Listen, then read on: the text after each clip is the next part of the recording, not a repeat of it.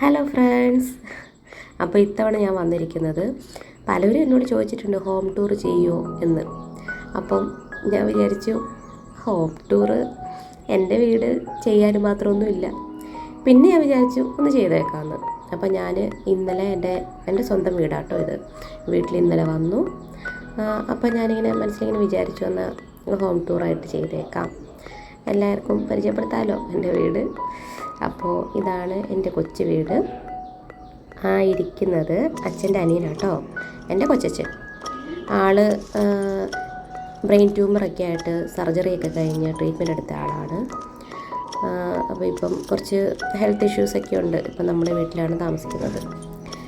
അപ്പോൾ ഇത് വീടിൻ്റെ സിറ്റ് ഔട്ട് കഴിഞ്ഞ് നമ്മൾ നേരെ ഹോളിലേക്ക് കടന്നു. അവിടെ ഡൈനിങ് ടേബിളുണ്ട്, ചെറിയ കസേരയൊക്കെ ആയിട്ട്, പിന്നെ ഒരു അറ്റാച്ച്ഡ് ബാത്റൂമുണ്ട്, പിന്നെ 2 കൊച്ച് റൂമുണ്ട്, ബെഡ്റൂംസ്. ഒന്നിരതായി മുക്കുട്ടി ഫോണിൽ എന്തോ കണ്ടുകൊണ്ടിരിക്കുകയാണ്. ഇത് 2ാമത്തെ റൂം. പിന്നെ ഡൈനിങ് ടേബിൾ, പിന്നെ അതാ ഒരു വർക്കിംഗ് ഏരിയ. അവിടെ കുറച്ച് സാധനങ്ങളും പാത്രങ്ങളും ഒക്കെ ആയിട്ട് അങ്ങനെ ഷെൽഫുകളും ഒക്കെ ഉണ്ട്. പിന്നെ ഒരു കുട്ടി ഫ്രിഡ്ജുണ്ട്. പിന്നെ ഇതാണ് നമ്മുടെ കിച്ചൺ ഏരിയ. നമ്മുടെ അടുപ്പും സെറ്റപ്പൊക്കെ ആയിട്ട് ഒരു കുഞ്ഞു കിച്ചൺ ഏരിയ. ഇത് വീടിൻ്റെ പുറകുവശം കേട്ടോ. അവിടെ വലിയൊരു പാറയാണ്. 4 ടാങ്ക് ഉണ്ട് നമുക്ക് വെള്ളം കുറവുള്ള ഏരിയ ആണ്. അപ്പോൾ വേനൽക്കാലം ആകുമ്പോൾ വെള്ളം കുറവായിരിക്കും. അതുകൊണ്ട് എക്സ്ട്രാ ടാങ്കൊക്കെ അച്ഛൻ വാങ്ങിച്ച് സെറ്റാക്കി വെച്ചിരിക്കുക. ഷാജി കൊച്ചൻ എന്തോ കാര്യമായിട്ട് ചിന്തിച്ചുകൊണ്ടിരിക്കുകയാണ്. ഉറക്കം വരുന്നുണ്ടെന്ന് തോന്നുന്നു. പക്ഷേക്ക് ഉറങ്ങുവാണ് കേട്ടോ. അപ്പോൾ ഈ കാണുന്നത് എൻ്റെ ചിറ്റയാട്ടോ, അച്ഛൻ്റെ പെങ്ങള്. ചിറ്റയും വന്നിട്ടുണ്ടായിരുന്നു. അതുകൊണ്ട് കുറച്ച് നാൾ കൂടി ചിറ്റേനെ കാണാൻ പറ്റി. ഷാജി കൊച്ചിന് ബ്രെയിൻ ട്യൂമർ വന്നിട്ട് ആ ഭാഗത്തെ സർജറി ചെയ്തപ്പോൾ ആ ഭാഗത്തെ സ്കള്ള് എടുത്ത് മാറ്റിയിട്ടുണ്ട് കേട്ടോ. ഇടയ്ക്കിടയ്ക്ക് ഫിക്സ് വരും. അപ്പോൾ അതിൻ്റെയൊക്കെ മെഡിസിൻ കഴിച്ചുകൊണ്ടിരിക്കുന്നുണ്ട്. ഇനി കാണാൻ പോകുന്നത് ഞങ്ങളുടെ തറവാട് വീട്ടിലേക്കുള്ള വഴിയാണ് കേട്ടോ. ഞങ്ങളുടെ കുട്ടിക്കാലമൊക്കെ ഞങ്ങളെല്ലാവരും സ്പെൻഡ് ചെയ്ത് എനിക്ക് ഏറ്റവും പ്രിയപ്പെട്ട തറവാട് വീടാണ്. പക്ഷേ ആ വീടിൻ്റെ ഇപ്പോഴത്തെ അവസ്ഥ ഭയങ്കര സങ്കടം തോന്നും. കാരണം അവിടെ ഇപ്പോൾ ആരും ഇല്ല. ഷാജി കൊച്ചനായിരുന്നു അവിടെ താമസിച്ചിരുന്നത്. പിന്നെ ഞങ്ങളുടെ എല്ലാം വല്യമ്മ മരിച്ചുപോയി. അച്ഛൻ്റെയൊക്കെ അമ്മ മരിച്ചുപോയി. വലിയച്ഛൻ നേരത്തെ മരിച്ചു, ഒരുപാട് വർഷം മുന്നേ മരിച്ചു.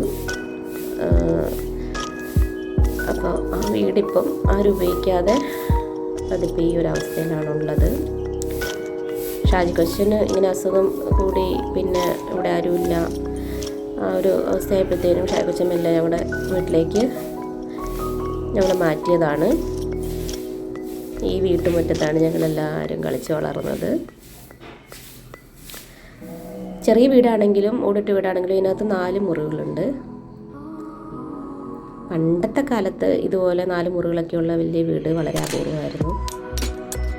പിന്നെ ഷാജി കൊച്ചനൊരു ഈ ഇലക്ട്രോണിക് ഡിവൈസിൻ്റെ ഒക്കെ മെക്കാനിക്കായിരുന്നു കേട്ടോ. അതിൻ്റെ കുറേ അവശേഷിപ്പുകളൊക്കെ ഈ വീട്ടിലുണ്ട്.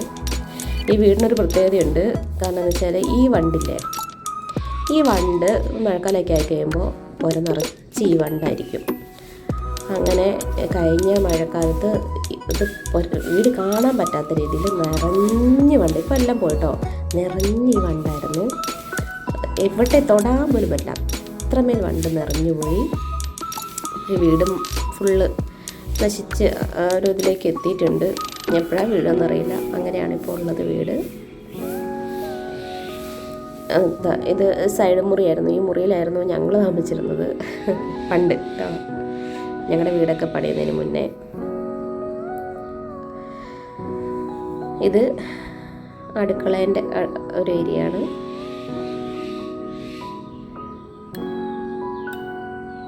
പൈപ്പ് കണക്ഷൻ ആട്ടോ എല്ലായിടത്തും ഉള്ളത്. കിണറുണ്ടായിരുന്നു ഈ തറവാട് വീടിൻ്റെ ബാക്കിലായിട്ട് കിണറുണ്ടായിരുന്നു. പക്ഷേ ഇത് ഞങ്ങളുടെ വീടൊരു കുന്നിൻ്റെ ഏറ്റവും മുകൾ ഭാഗമായിട്ട് വരും. അതുകൊണ്ട് തന്നെ ഭയങ്കര വെള്ളം ഈ കിണറിൽ പെട്ടെന്ന് അധികം ആഴയില്ലാത്തതുകൊണ്ട് പെട്ടെന്ന് വറ്റിപ്പോകും. ഇത് വീടിൻ്റെ പുറകുവശമാണ്. അവിടെ ഒരു ടേബിളൊക്കെ ഇട്ട് ഭക്ഷണം കഴിക്കാനുള്ള ഒരു ഏരിയയൊക്കെ ഉണ്ടായിരുന്നു, കരകല്ല്. പിന്നെ അങ്ങോട്ടേക്ക് വേറൊരു മുറിയുണ്ട്.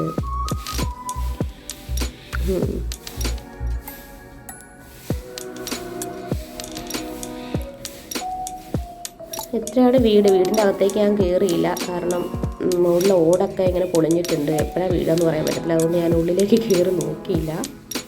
വലിയ മുറ്റമൊക്കെ ആയിരുന്നു. ഓണവും വിഷുവൊക്കെ ഞങ്ങളിവിടെ അടിച്ചു പൊളിച്ചു.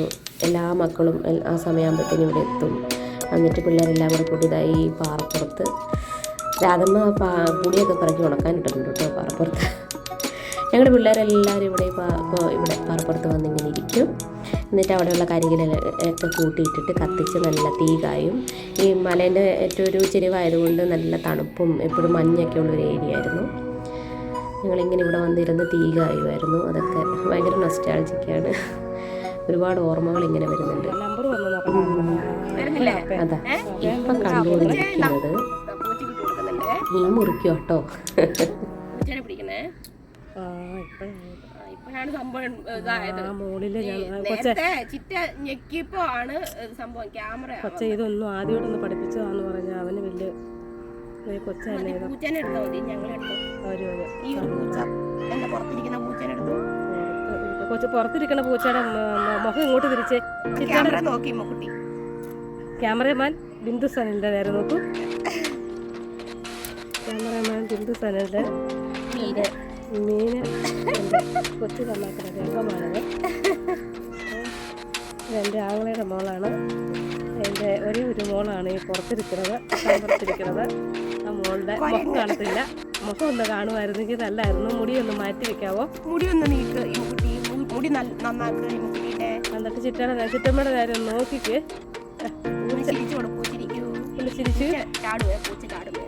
ചിരിച്ചു കാണിക്കൂ മോളെ. പൂച്ചയുടെ നേരെയല്ല, ചിറ്റമ്മയുടെ നേരം നോക്കാമോ? നല്ല കുട്ടിയല്ലേ? എന്നാൽ ഈ ഐസ്ക്രീം എല്ലാം പോലീസുകാരന് കൊടുക്കാം.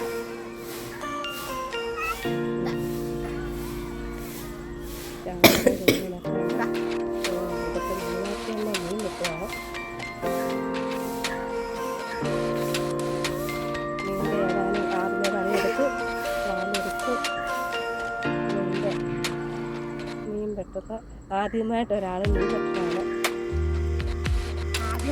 സാധാരണ കത്രിക അത് തന്നെ ആദ്യമായിട്ട് കത്രികയില്ലാണ്ട് മീൻ വെട്ടാന്ന് പരീക്ഷിക്കുന്ന ആളാണ്. കുറെ നാള് കൂടി കത്രിക ഇല്ലാണ്ട് പോയി വെട്ടിയാൽ ഒരു ഷേപ്പ് കിട്ടുകയില്ല. ഫിനിഷിങ് ഇതോടെ ആവട്ടെ.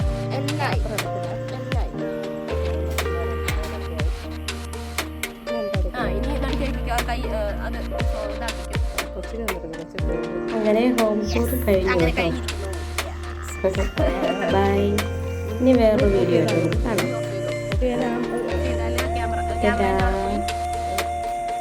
ചിറ്റയുടെ ആദ്യത്തെ വ്ലോഗ് കേട്ടോ.